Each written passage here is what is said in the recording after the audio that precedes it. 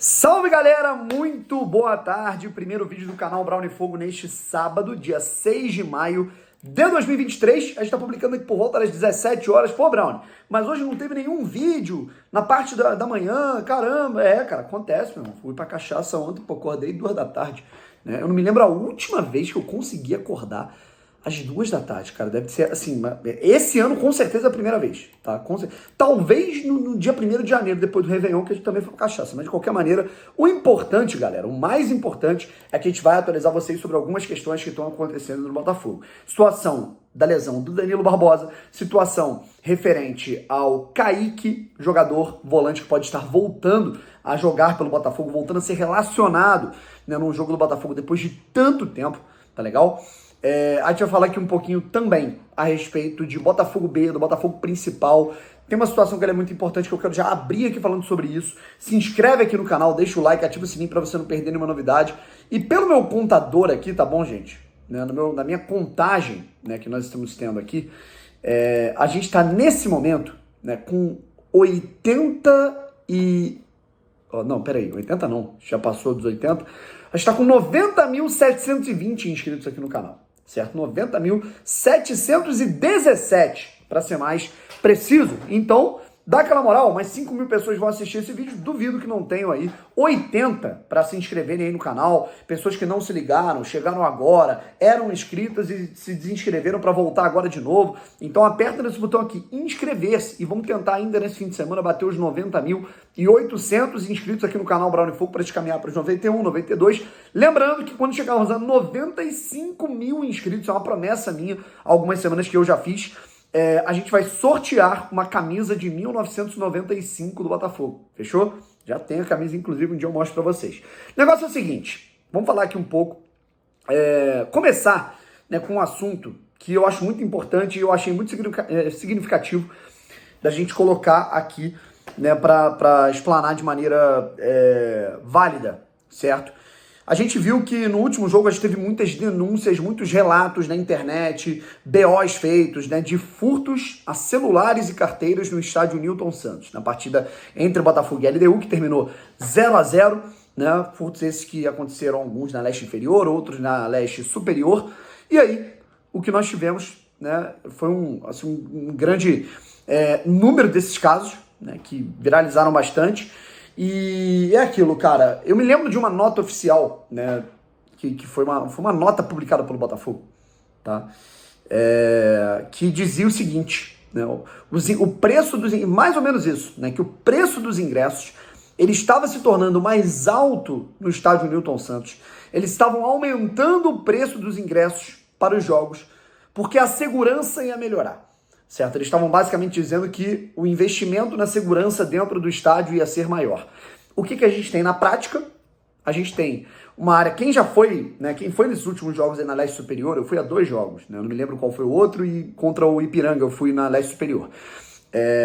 Cara, um breu nos corredores, né? Na área que você... No túnel de acesso para as arquibancadas, né? Aquela área onde tem ali os banheiros e também... os bares, um breu absurdo, tipo assim, parece que está sem energia elétrica no estádio. Isso, obviamente, né, propicia, né, a possibilidade de assalto, a possibilidade de furto, né? Então, além de você não ter luz, você não tem segurança, certo? Você não tem ali, eu particularmente ali no setor leste superior, não vi ninguém ali, né? Quando eu fui, assim, parecia, sei lá, cara, que não estava tendo jogo, né? A verdade é essa. Então, não adianta o Botafogo meter, não, a gente está aumentando o preço porque a qualidade... Não, a qualidade não está aumentando, querido. Vocês estão aumentando o preço porque vocês querem lucrar aí, né? Beleza, compreensível, mas... bem compreensível, mas não adianta, né? Se você não der a segurança necessária para o torcedor, que evidentemente se afasta com esse tipo de situação, beleza? E, claro, né, cara que furta celulares dentro do estádio, ele tem que ser pego, preso e acabou, né? Não tem outra forma, você identificar por pessoa, né? Chega dessas punições coletivas, né, que no futebol brasileiro não adiantam de absolutamente nada. E agora, a gente começa falando o seguinte aqui, tá? A gente pontua algumas situações, beleza? Primeiro de tudo, referente ao Botafogo B. Botafogo B junto de alguns atletas que também estão treinando com a equipe profissional, que também são relacionados, né, na equipe profissional, o Botafogo B atuou, né, nesse sábado de manhã no Newton Santos, né, num jogo treino contra o Sampaio Corrêa. E não é o Sampaio Corrêa que disputa a Série B, que inclusive daqui a pouquinho vai estar jogando na segunda divisão. Não é o Sampaio Corrêa do Maranhão, é o Sampaio Corrêa aqui do Rio de Janeiro, certo? E aí, o Botafogo empatou em 2-2 com essa equipe que disputa a B1 do Campeonato Carioca. Então, o Botafogo empatando, com os 2 gols do Botafogo foram marcados pelo Janderson, né, sempre ele, e o Darius Lewis, né, que foi contratado já desde o ano passado para integrar a equipe B do Botafogo, certo? Outros atletas ali, né, que integram, né, os relacionados, que integram também treinamentos do time principal, atuaram, beleza? Então, é isso, certo? A gente teve aí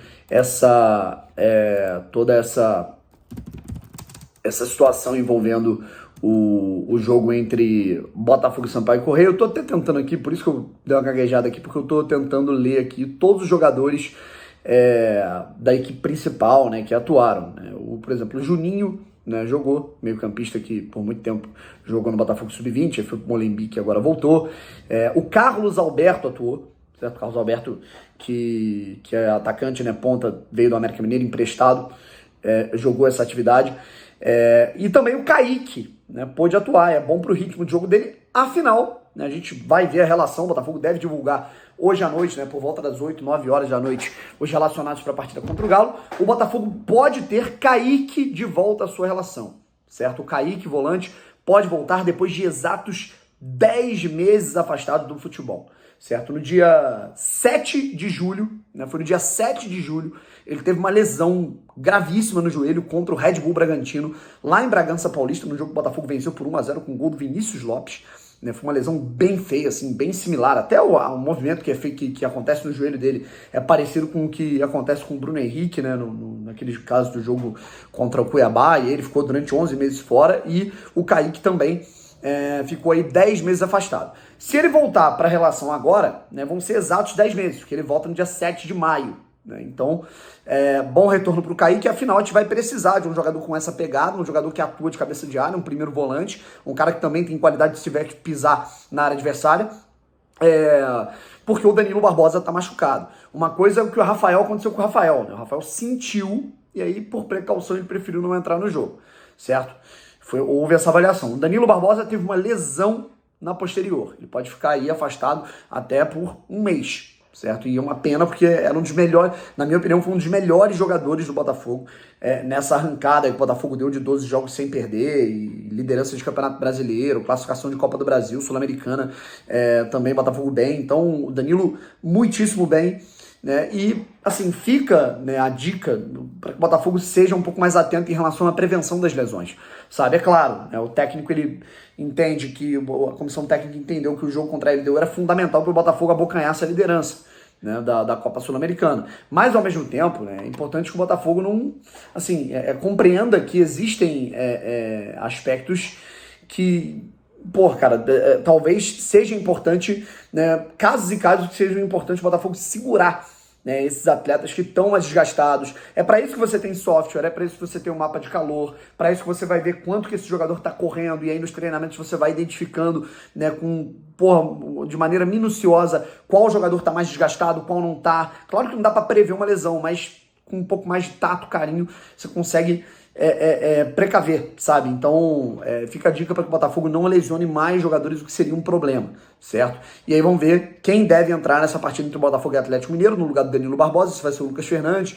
Acredito que não seja o Kaique logo de cara, por exemplo, mas enfim, vamos ver exatamente quem é que joga. Inclusive o Botafogo vai atuar contra uma equipe que talvez seja hoje propensa para aquilo que o Botafogo consegue jogar, que é de maneira mais vertical, não necessariamente reagindo, tá? Não necessariamente de maneira reativa, mas o Botafogo ele consegue fazer boas conexões quando o adversário não está posicionado, né? Contra adversários que têm um ferrolho defensivo, o Botafogo encara problemas, né? E tem pouca criatividade, né? Contra equipes que se lançam para o ataque, que tem um DNA muito ofensivo, e é o caso do Galo do Cudê, né? Independente de estar mal ou não, é uma característica. Os caras atacam com 5, 6, né, às vezes até 7 jogadores. Então, naturalmente, o Botafogo vai tentar se aproveitar dessa superioridade numérica para conseguir vencer a equipe do Galo. Mais sobre esse jogo, arbitragem, escalação do Galo, escalação do Botafogo, relação, a gente faz à noite quando saírem os relacionados para a partida. Beleza, rapaziada? Um abraço, tamo junto, até a próxima e fui.